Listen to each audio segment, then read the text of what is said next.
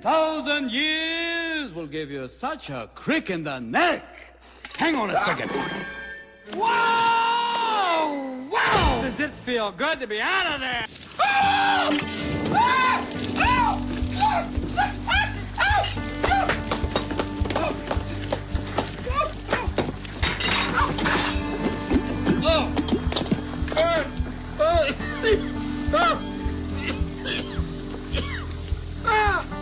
Look at this.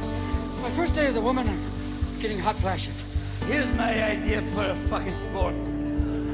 I knock a ball in a gopher hole.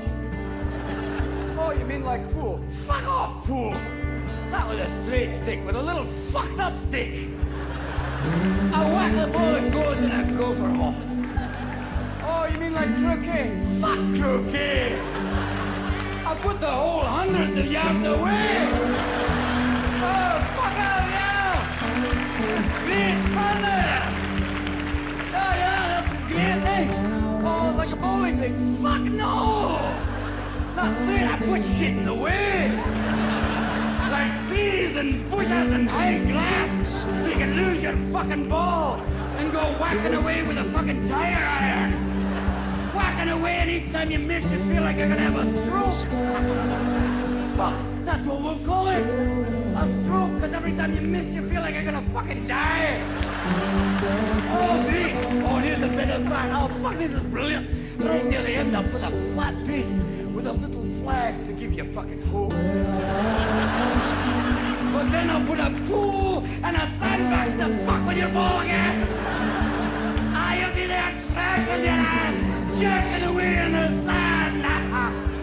Oh, you do this one time? Fuck no! 18 fucking times! Every human being has an impact on another. Why don't we want that in a patient-doctor relationship? That's why I've listened to your teachings and I believe they're wrong. A doctor's mission should be not just to prevent death, but also to improve the quality of life. That's why you treat a disease, you win, you lose. You treat a person, I guarantee you'll win no matter what the outcome. Now here today, this room is full of medical students. Don't let them anesthetize you. Don't let them numb you out to the miracle of life. Always live in awe of the glorious mechanism of the human body. Let that be the focus of your studies and not a quest for grades, which will give you no idea what kind of doctor you will become. Mr. Adams, please turn and don't address wait the till board. you're on the ward to get your humanity back. Start your interviewing skills now. Start talking to strangers. Talk to your friends. Talk to wrong numbers. Talk to everyone. Mr. Adams. And cultivate friendships with those amazing people standing in the back of the room. Nurses, they can teach you. They've been with people every day. They wade through blood and shit. They have a wealth of knowledge to share with you. And so do the professors you respect. The ones who are not dead from the heart up. Share their compassion. Let that be contagious. Mr. Adams, I demand that you turn and address the board. Sir, I want to be a doctor with all my heart. I wanted to become a doctor so I could serve others. And because of that, I've lost everything. But I've also gained everything. I've shared the lives of patients and staff members at the hospital. I've laughed with them. I've cried with them. This is what I want to do with my life. And as God is my witness, no matter what your decision today, sir, I will still become the best damn doctor the world has ever seen. Now, you have the ability to prevent me from graduating. You can keep me from getting the title and the white coat. But you can't control my spirit, gentlemen. You can't keep me from learning. You can't keep me from studying. So you have a choice. You could have me as a professional colleague, passionate, or you can have me as an outspoken outsider, still adamant. Either way, I'll probably still be viewed as a thorn. But I promise you one thing. I am a thorn that will not go away. Now, my class, you will learn to think for yourselves again. You will learn to savor words and language. No matter what anybody tells you, words and ideas can change the world. You see that look in Mr. Pitt's eye? That 19th century literature has nothing to do with going to business school or medical school, right? Maybe. Mr. Hopkins, you may agree with him, thinking, yes, we should simply study our Mr. Pritchard and learn our rhyme and meter and go quietly about the business. other ambitions. Secret for you. Good luck. Good luck!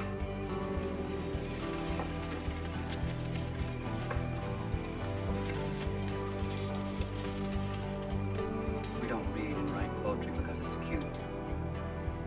We read and write poetry because we are members of the human race, and the human race is filled with passion. Medicine, law, business, engineering, these are noble pursuits necessary to sustain life. But poetry, beauty, romance, love, these are what we stay alive for. Hope me, O life, of the questions of these recurring, of the endless trains of the faithless, of cities filled with the foolish. What good amid these, O me, O life? Answer that you are here, that life exists and identity, that the powerful play goes on and you may contribute a verse. That the powerful play goes on and you may contribute a verse.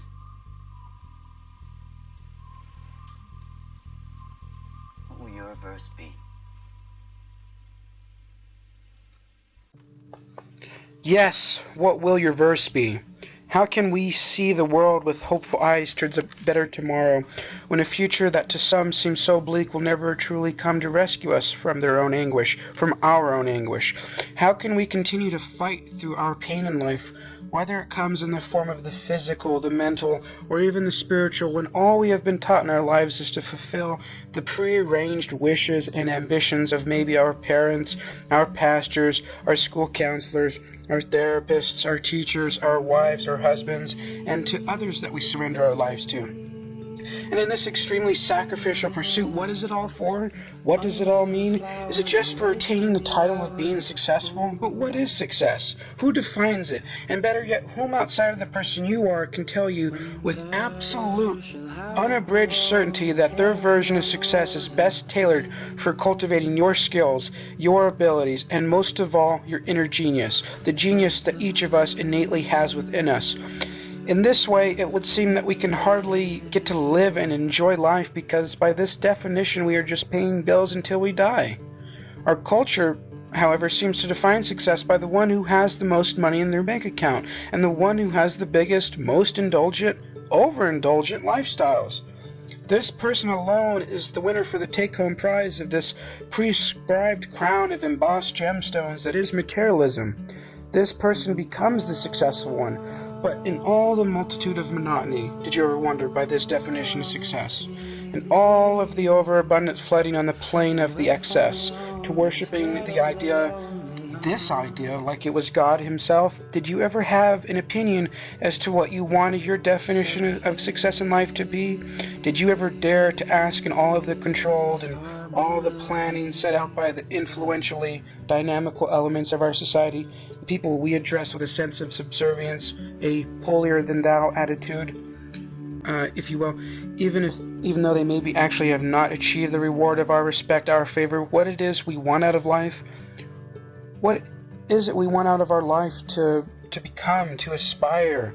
Maybe people with PhDs aren't the all-knowing genius gods they believe themselves to be.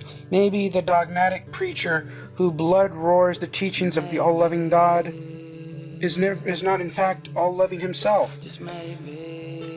Maybe it is time to stop surrendering all that we are, all our intellectual and spiritual power, to external forces that are not equipped to fully understanding and appreciating each and every one of our talents and defining what is and isn't possible for us to make reality.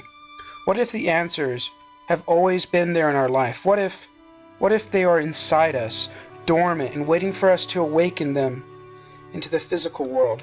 What if you have untold gifts that could heal the world of its pain, its despair? What if your gift in all the sense of the word is love itself? Would you want to show that to the world? Would you want to become that love, and love that which you become, and that what you do with love, and you are in turn loved for spreading love across the faces of every man, woman, and child who hide behind the broken smiles of a forsaken life? A life with no love? What if we were to look inward and assess what we are capable of? what it is we want to get out of life, and what we need to do to see our dreams propel to the sky like a reverberating rocket, a rocket that just wanted to be itself and fly to the deepest and most unexplored reaches of space, of time and beyond.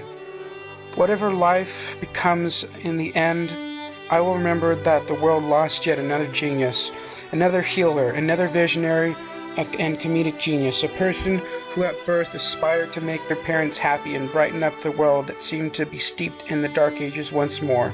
A person that was extremely ahead of their times and died prematurely. They died before we could experience all the corners of their unbounded ideas and visions, and their own ideas and visions that maybe made the world a less shittier place to live in. Meanwhile, the people who continue to perpetuate and accelerate the blusterous shitstorms in life continue to live on, brewing more typhoons of bigotry, of hate and division. Aside from this, what I take from Robin Williams' life and the many unique and absolutely endearing roles he played in his acting career, whether it be the professor of poetry in the Dead Poets Society, or an eccentric doctor like Patch Adams, or even a cross-dressing nanny in Mrs. Doubtfire, or even an overzealous blue genie in Aladdin, that we must remember to live a life that we are the sole engineer of. We must awaken who we wish to be in this life. Otherwise, we will end up being a misshapen puzzle piece, attempting to jam itself in a puzzle of symmetry and congruency that never was meant to be. Do you wish to be just another brick in the wall for somebody else's palace of dreams? A brick spiritless and unaware of its potentialities in life? Unaware that it does not even have to be a brick if it chose not to be one? What if the brick wasn't meant to be instead of a brick? Maybe it was meant to be an architect of its own existence, building monumental palaces that housed within its walls the spirit of individuality, its pate the protector of this individuality, the foundation being the brawny intellectual spine that decided, hey, if it needed remodeling of its persona, it would adopt new shades of color if need be, and the roof that holds the flamboyant passion to keep its head held high in times of tragedy, unmerciless agony and suffering, but also while continuing to only grow in size with new experiences and new understandings of the universe it embodies on this transversing journey that is life. I believe this profound set of teachings were incorporated in the legendary performance of Robin Williams' many films, many emphatic roles as well, and subsequently the many lives he lived within these roles. It is these overwhelmingly prevailing and free-thinking ways that Robin Williams promoted through his films that led him to leave behind a legacy and immortalized, ingrained memories in our lives, even if we were just fans of his work, because Robin Williams, aside from his celebrity status, was also somebody's neighbor, a father, somebody's friend, somebody's son, in my case, a spiritual guidance counselor that has encouraged me throughout my entire life, growing up, to weave into existence a life that I wanted to live. My dreams exceedingly realized, and my soul imprinting within my own consciousness, being the understanding of who I am and the decisions that I made and will continue to make in my life to become that rocket, that, like Robin Williams, soared throughout all regions of space itself. This is what I have decided my verse to be. I have decided to stop letting others be the direct authors of my existence, inking each and every chapter from one page to the next the many worlds of experiences I should and should not be a part of. I will be the only person to decide who to include in this verse, my verse, the story of my life. Thank you, Robin Williams, for helping me to understand that. Even if the world is to return once more to the dark ages, because one of the world's brightest and most luminous of lights burned out, remember that we are given a little spark of madness and that we mustn't lose it.